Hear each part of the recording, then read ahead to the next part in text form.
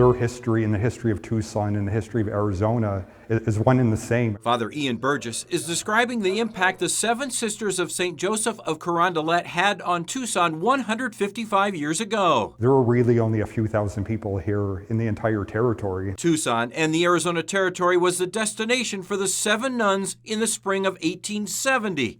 They left Carondelet, Missouri on their trek to Tucson, first by train to San Francisco, then by ship to San Diego, before a very dangerous 400-mile journey by foot and covered wagon. So the way you see the sisters in their full habits, that's the way that they traveled in the desert. According to a diary kept by Sister Monica Corrigan, the 7 sisters traveled at night and slept in the shade of the covered wagon during the day. As they got closer here to Tucson, that they were attacked by Apache Indians that we know from our history that was a constant threat here in the 1870s. But through their strength, determination, and faith, all 7 survived the treacherous journey.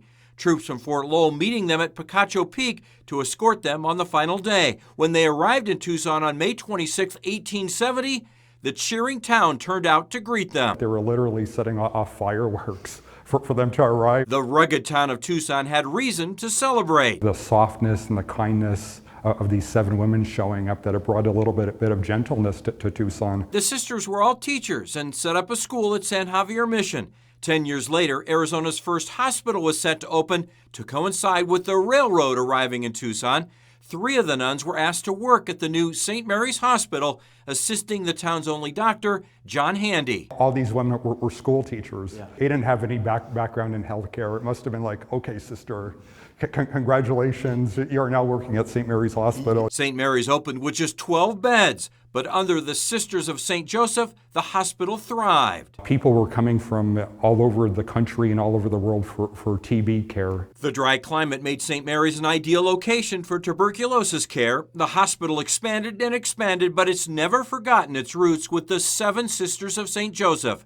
Today, even the Diocese of Tucson remembers the 7 Sisters with a courtyard behind St. Augustine Cathedral downtown. I think it's kind of a surprise to everybody. Artisan Brian Donahue was commissioned to create the courtyard, honoring the 7 sisters and Mother St. John Fontbonne, founder of the order. The lilies at the top is a symbol, an attribute of St. Joseph, who is the patron of their order.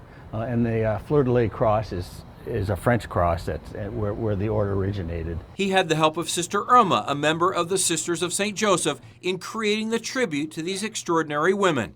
Donahue says we can all learn a lot from these amazing Sisters of St. Joseph. Be dedicated, be respectful for what these women stand for and what they did, and emulate it as best as you can. Even 155 years later, their courage, dedication, and faith remain absolutely Arizona.